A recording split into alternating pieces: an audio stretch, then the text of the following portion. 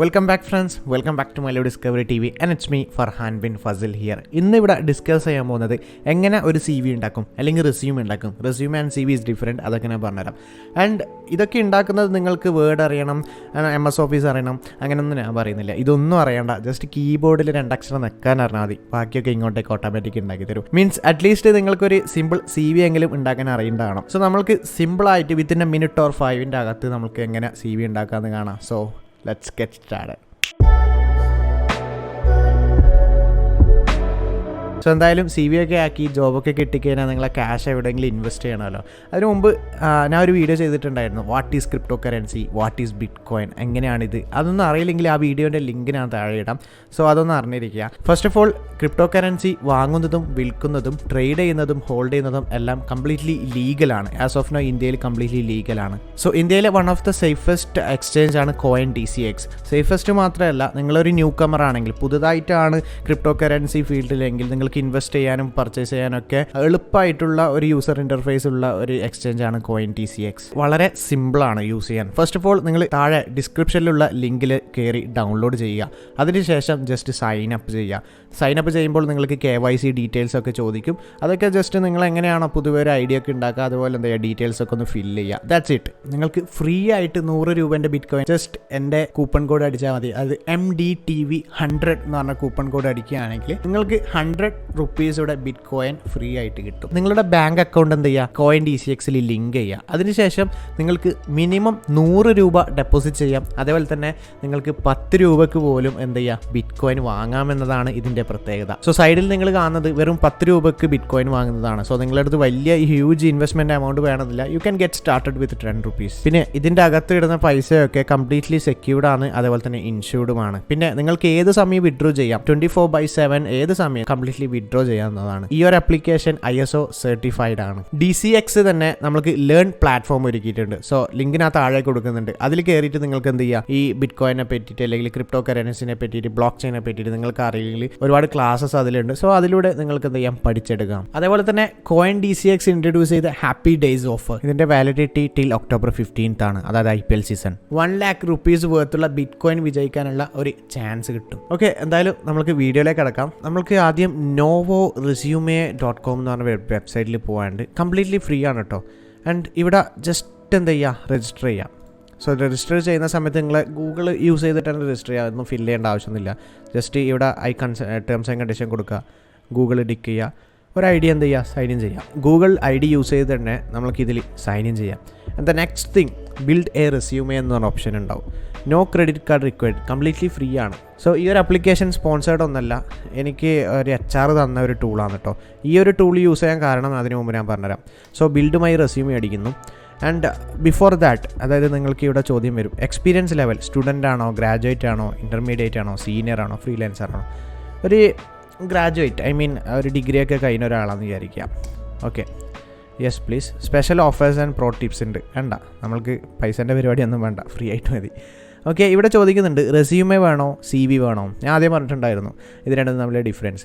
അതിന് മുമ്പ് ഞാൻ എന്തിനാണ് ഈ ഒരു ടൂൾ ഉപയോഗിക്കുന്നതെന്ന് ഞാൻ പറഞ്ഞുതരാം. So first of all, okay, ഇത് ATS സ്കാൻ എന്ന് പറഞ്ഞാൽ ഒന്നുമില്ല. അതിൻ്റെ full form means applicant tracking system. എന്ന് വെച്ചാൽ ഫോർ എക്സാമ്പിൾ ഒരു HR-ന് ഏകദേശം ഒരു ദിവസം 500-600 CV ഒക്കെ വരുന്നത് വിചാരിക്കുക. അപ്പോൾ നിങ്ങളുടെ CV എന്തായാലും അതിൽ 10-20 മിനിറ്റ് ഒന്നും അതിൽ സ്പെൻഡ് ചെയ്യില്ല. വിത്തിൻ സെക്കൻഡ്സ് അത് നോക്കും.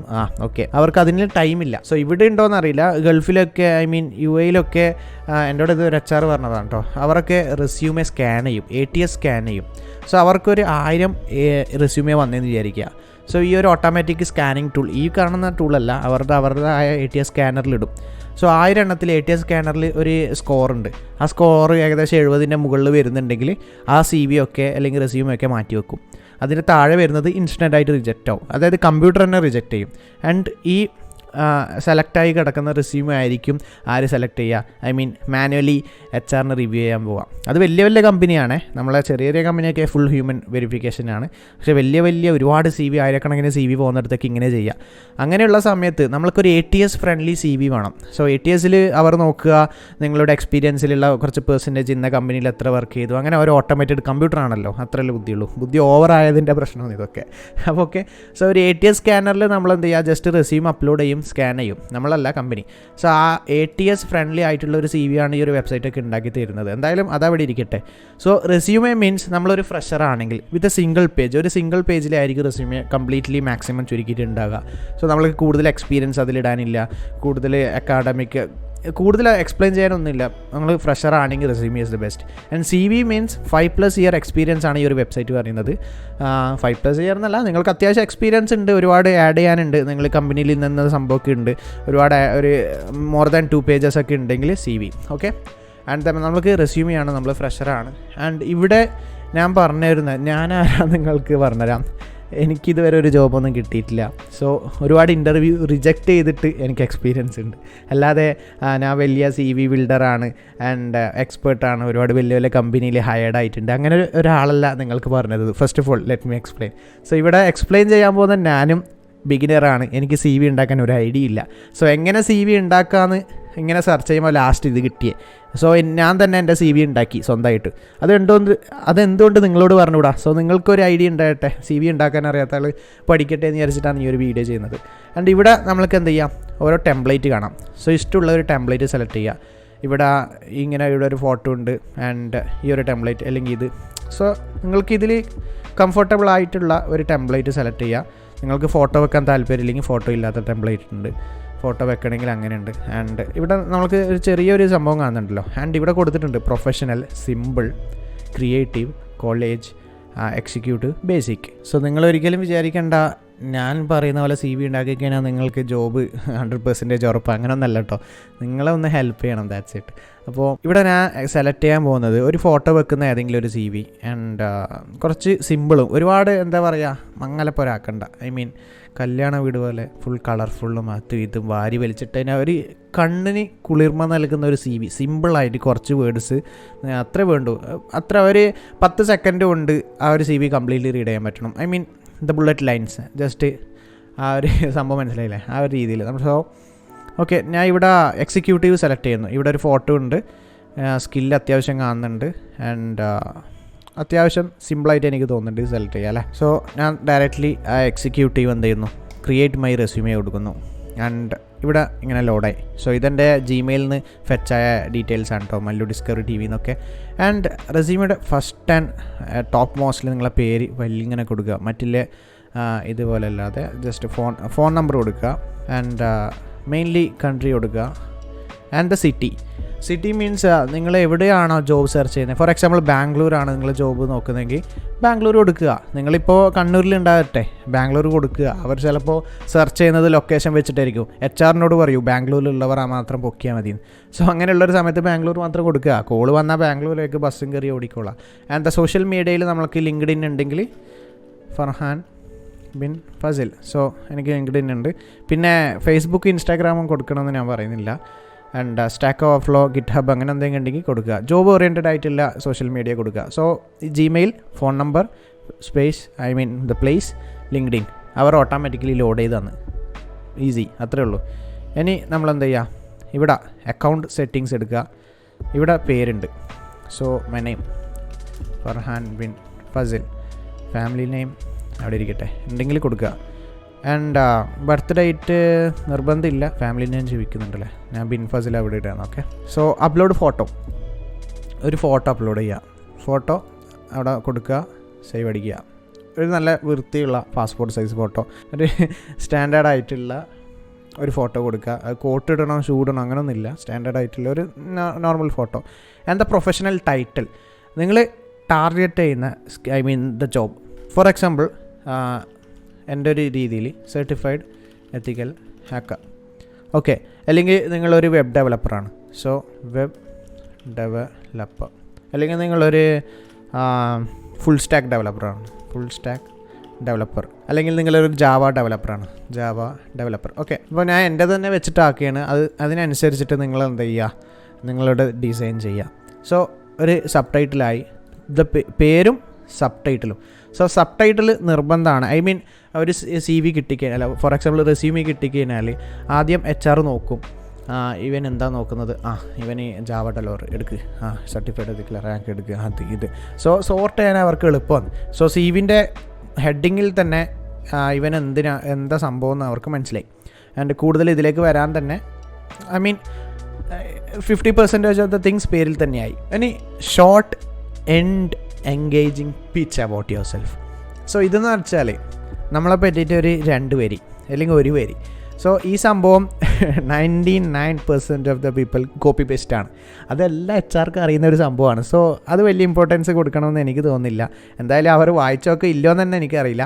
ഞാൻ എന്തായാലും എൻ്റെ റെസ്യൂമിൽ നിന്ന് കോപ്പി ചെയ്ത് ഇവിടെ ഇടാൻ പോവാണ്. സോ എനിക്ക് തോന്നുന്നു most of the people copy paste ആയിരിക്കും.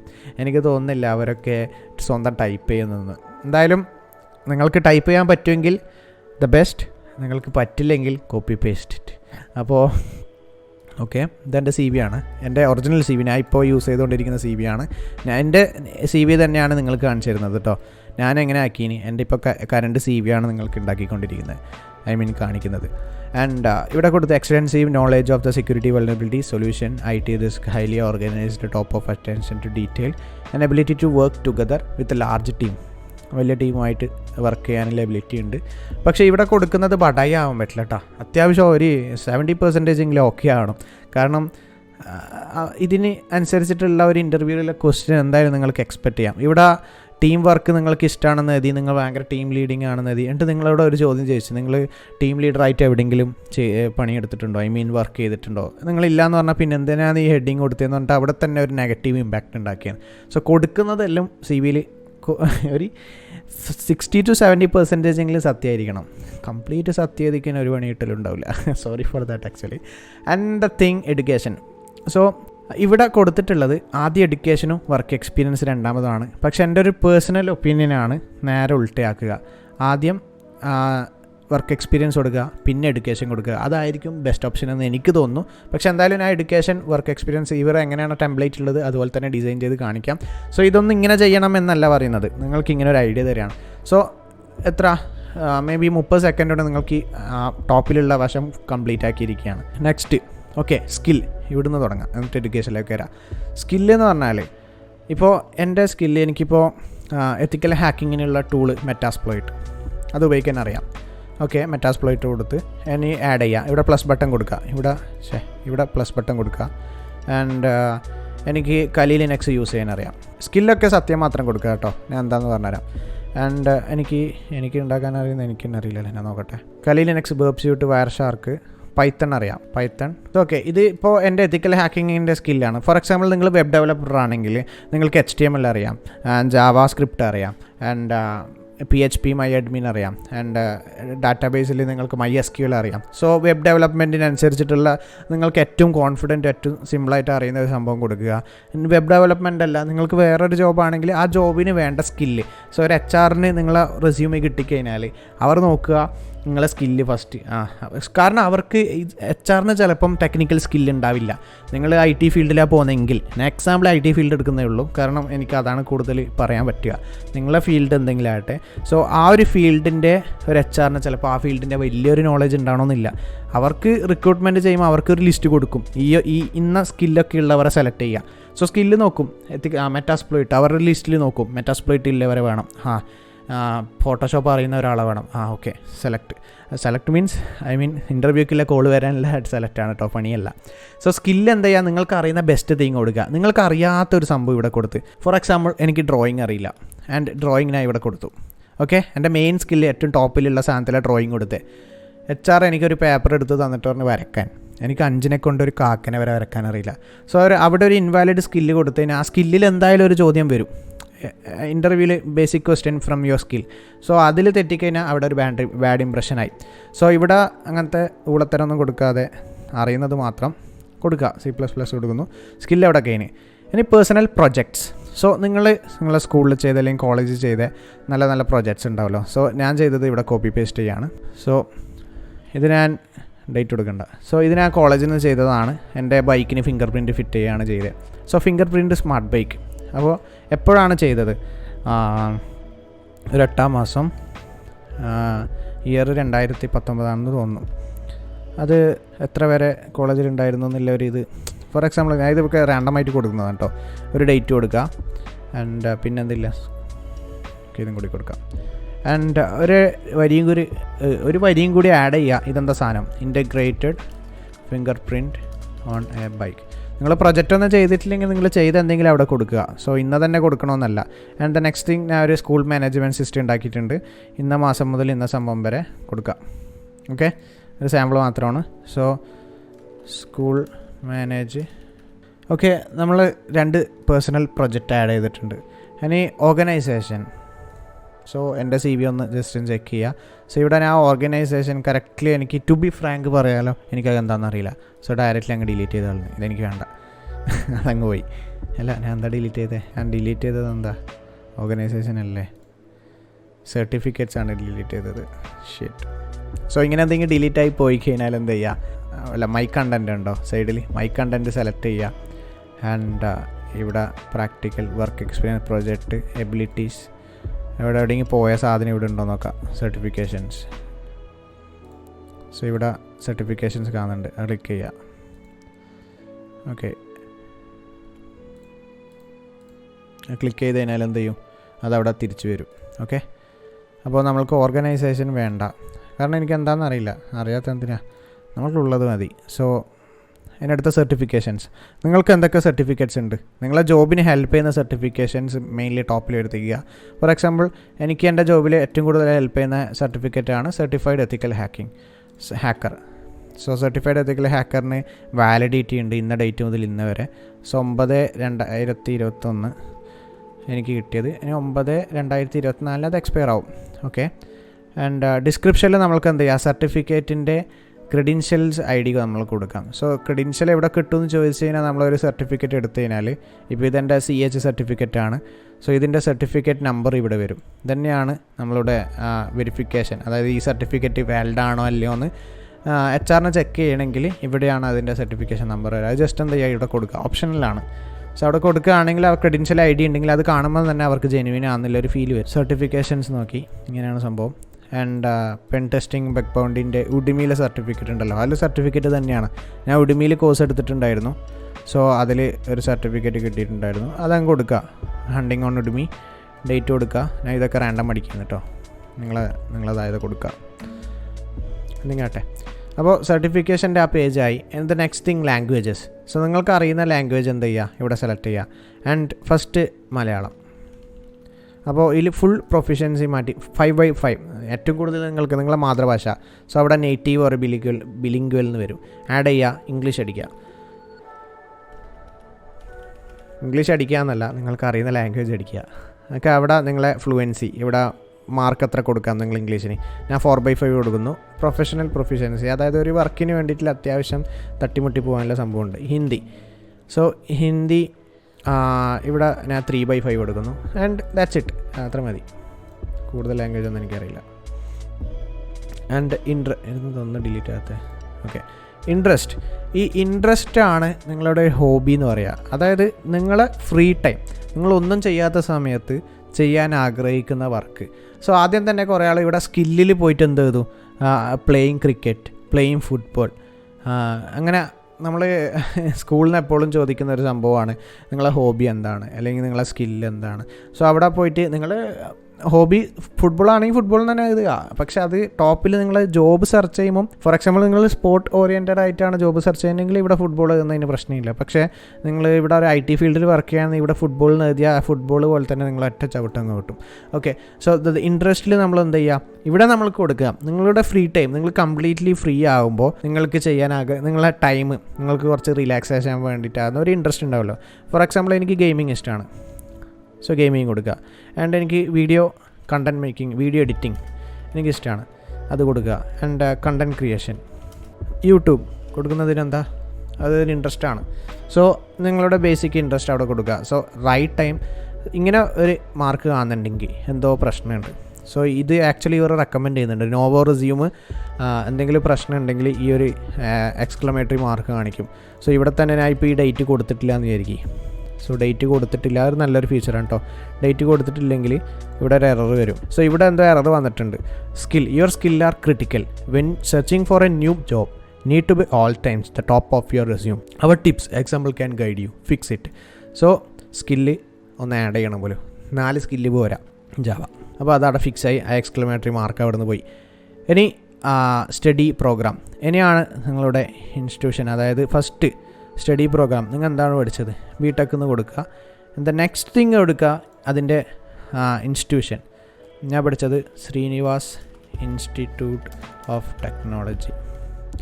ഇനി ഏത് ഇയർ മുതൽ ഏത് ഇയർ വരെ, 2020 എൻഡിങ് കൊടുക്കുക, ഒരു 08 വെറുതെ കൊടുക്കുക. ഇതൊക്കെ റാൻഡം ആകുന്നതൊന്നും എനിക്ക് ഓർമ്മയില്ല കേട്ടോ. And the country of CG option city, okay, Mangalore. And courses computer science ഇതിലാണ് സ്പെസിഫൈ ചെയ്തതെന്ന്. ഓക്കെ, ഇത്രയും കൊടുത്ത്. സോ ഇതെല്ലാം ഓക്കെയാണ്. ഫോർ എക്സാമ്പിൾ ഞാനിവിടെ എൻ്റെ ലൊക്കേഷൻ അല്ലെങ്കിൽ കോഴ്സ് കൊടുക്കുന്നില്ല, കോഴ്സ് കൊടുത്തിട്ടില്ല, കോളേജ് കൊടുത്തിട്ടില്ല. സോ ബിടെക് ഇങ്ങനെ അത് കൊടുക്കുമ്പോൾ ഇവിടെ എക്സ്ക്ലമേറ്ററി മാർക്ക് വന്ന് ആ എറർ വായിച്ച് നോക്കാം. അതെന്താണ്, ഇത് ഇൻസ്റ്റിറ്റ്യൂട്ടിൻ്റെ സ്ഥലം കൊടുക്കണം, അല്ല ഇൻസ്റ്റിറ്റ്യൂട്ടിൻ്റെ പേര്. അപ്പോൾ ഇവിടെ ഓക്കെയാണ്, ഇത്ര മതി. ഇപ്പോൾ എക്സ്ക്ലമേറ്ററി മാർക്കൊന്നുമില്ല. ആൻഡ് നിങ്ങൾ ഒന്നും കൂടി ആഡ് ചെയ്യണമെങ്കിൽ ഇവിടെ ആഡ് ചെയ്യാം. നിങ്ങൾ ഏറ്റവും അവസാനം പഠിച്ചത് ഏറ്റവും ടോപ്പിൽ കൊടുക്കുക, ആ ഒരു ഓർഡറിൽ പോവുക. ആൻഡ് ദ നെക്സ്റ്റ് തിങ് അതിൻ്റെ താഴെ. അതേപോലെ തന്നെ വർക്ക് എക്സ്പീരിയൻസ്, അവസാനം ചെയ്ത വർക്ക് നിങ്ങൾ 2021 ചെയ്ത വർക്ക് ഇവിടെ കൊടുക്കുക, 20 താഴെ, 19 അങ്ങനെ താഴെ കൊടുക്കുക. സോ നിങ്ങൾ ഏറ്റവും റീസെൻറ്റ് വർക്ക് ഏറ്റവും ടോപ്പിൽ വരാം, അത്ര തന്നെ. അതേപോലെ റീസെൻറ്റ് സ്റ്റഡീസ് ഏറ്റവും ടോപ്പിൽ വരാം. നിങ്ങൾക്ക് ആഡ് ചെയ്യുന്നുണ്ടെങ്കിൽ ആഡ് ചെയ്യാം. സോ നിങ്ങളിപ്പോൾ ബിടെക് പാസ് ഔട്ട് ആണെങ്കിൽ, നിങ്ങൾ ഡിഗ്രിയൊക്കെ കഴിഞ്ഞതാണെങ്കിൽ, നിങ്ങൾ ചുമ്മാ 10th സ്റ്റാൻഡേർഡും 9, 5ാം ക്ലാസ്, 1ാം ക്ലാസ് മുതലേ ക്ലാസ് കൊടുക്കരുത്. നിങ്ങൾക്ക് +2 ആഡ് ചെയ്യുക. എന്നാലും നിങ്ങൾ ഏറ്റവും ലേറ്റസ്റ്റ് ഏറ്റവും ബെസ്റ്റ് ഡിഗ്രി എന്താ ചെയ്യുക അവിടെ ആഡ് ചെയ്യുക, അല്ലെങ്കിൽ ഏറ്റവും ബെസ്റ്റ് നിങ്ങളെ എഡ്യൂക്കേഷൻ എന്താണെന്ന് അത് ആഡ് ചെയ്യുക. ചുമ്മാ എഡ്യൂക്കേഷൻ്റെ കാര്യങ്ങൾ വാരി വലിച്ച് നീട്ടാതെ +2 80% മാർക്കുണ്ട്, 10 90% മാർക്കുണ്ട്, നോബഡി കെയർസ്. സീരിയസ്ലി അതൊന്നും എനിക്ക് തോന്നുന്നില്ല കെയർ ചെയ്യും. എനിക്ക് ബിടെക്കിൽ എത്ര മാർക്കുണ്ടെന്ന് എനിക്കറിയില്ല. ഇന്നേ വരെ ഒരു HR ഇൻ്റർവ്യൂവിൽ എന്നോട് ചോദിച്ചിട്ടില്ല. എനിക്ക് 10th എത്ര മാർക്കുണ്ടെന്ന് എനിക്കറിയില്ല. എനിക്ക് 50 60 എന്തേ ഉള്ളൂ, നെവർ മൈൻഡ്.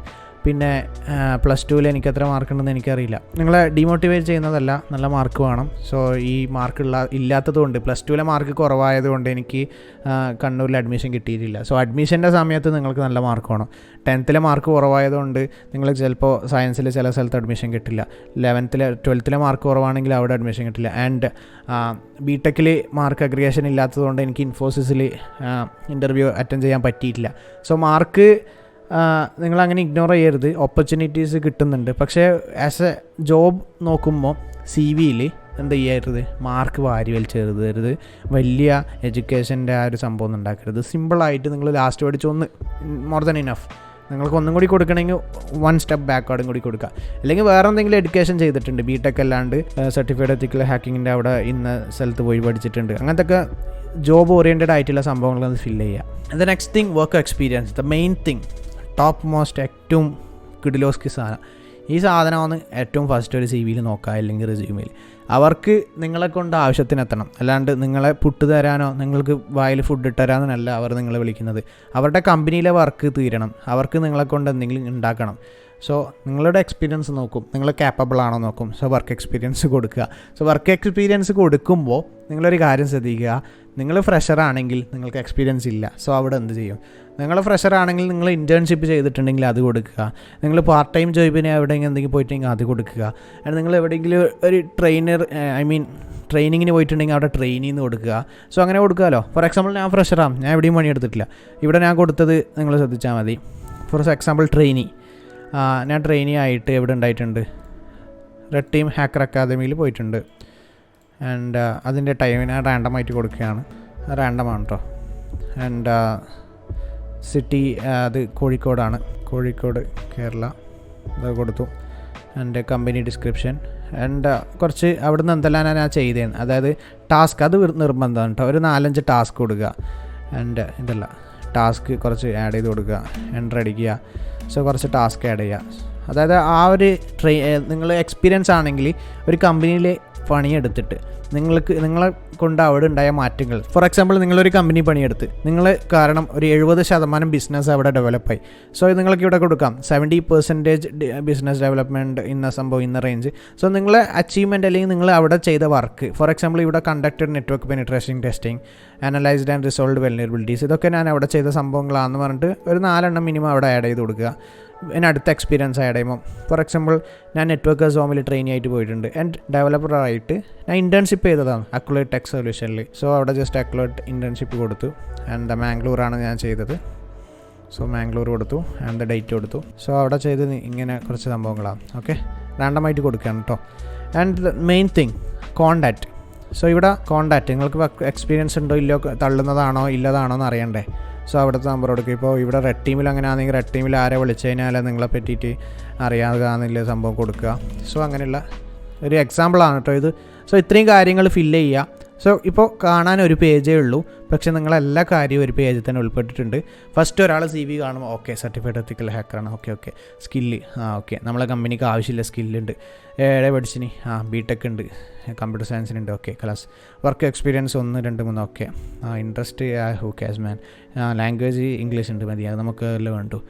ആൻഡ് സർട്ടിഫൈഡ് നമ്മളെ കമ്പനിക്ക് വേണ്ട സർട്ടിഫിക്കറ്റ് ഉണ്ട്, ഓക്കെ ഇവൻ ഇൻ്റർവ്യൂ എടുക്ക് സ്റ്റാർട്ട്.